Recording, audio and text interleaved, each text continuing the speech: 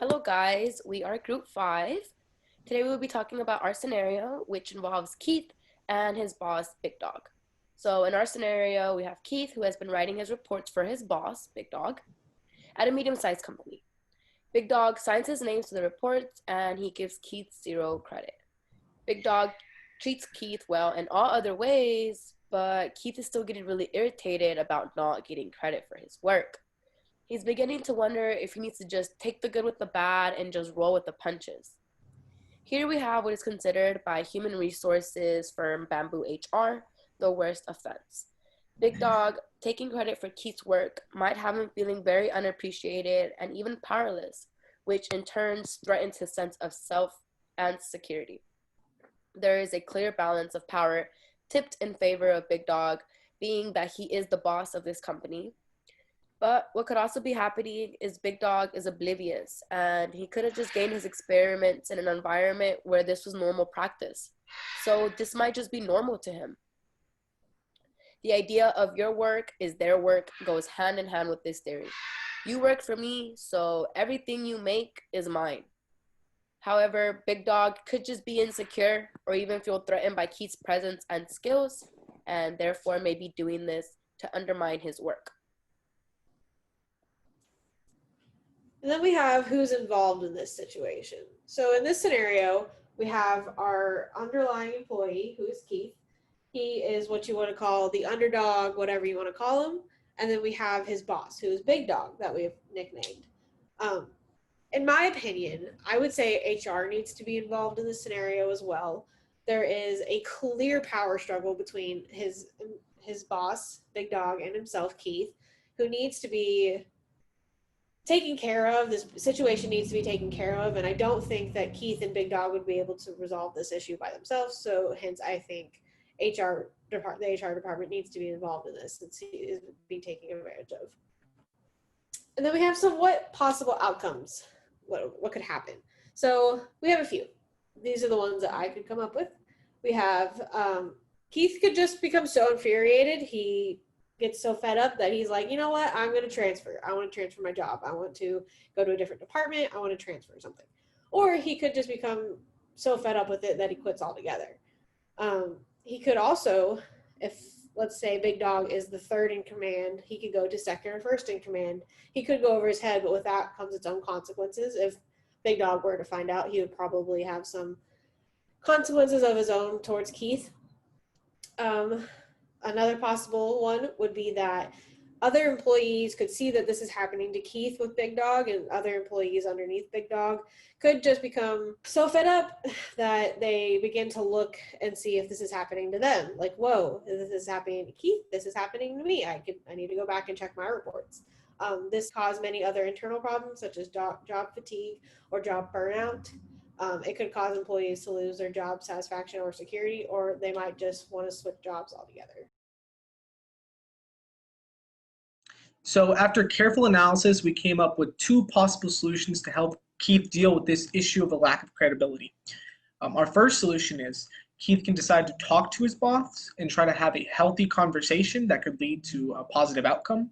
If for some reason Keith's boss chooses not to want to have that healthy outcome or takes criticism to what Keith is saying, Keith can then instead choose to go to HR, and HR can then further deal with that situation.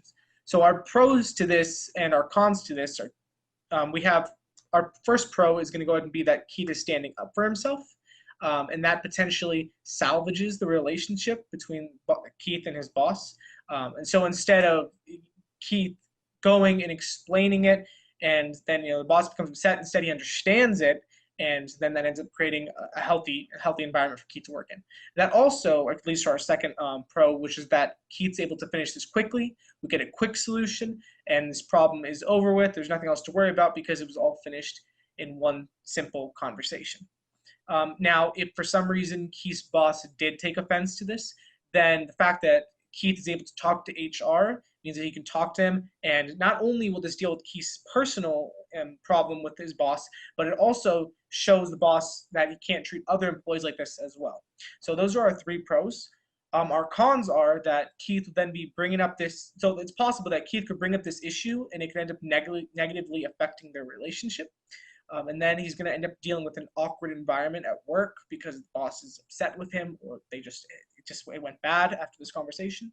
Our second could be that it ends up creating, with that bad relationship, it creates a stressful work environment for Keith.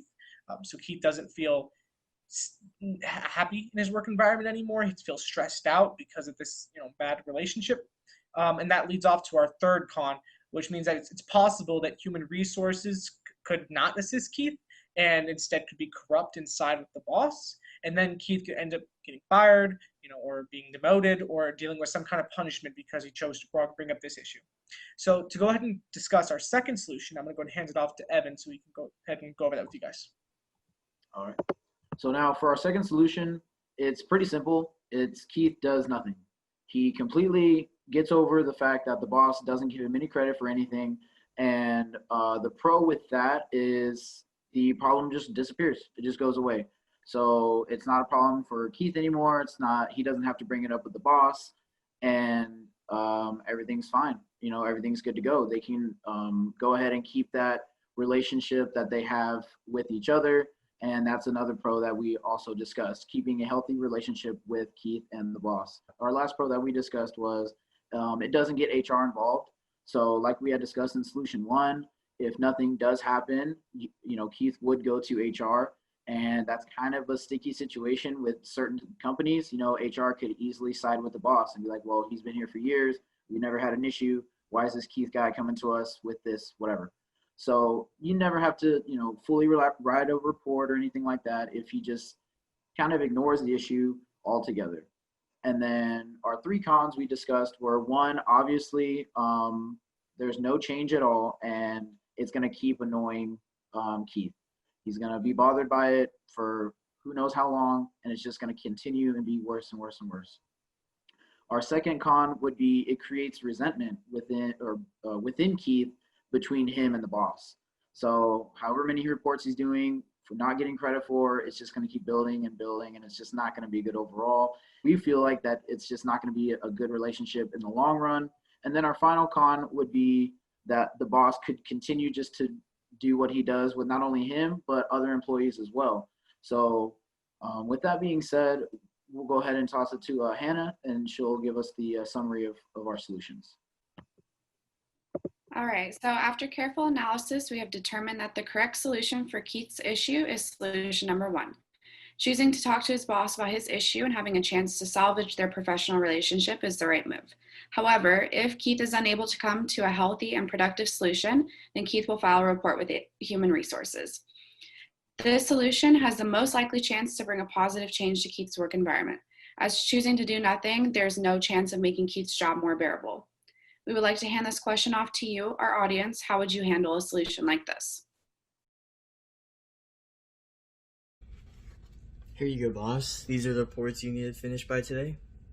Thanks, Mr. Keith, for the reports.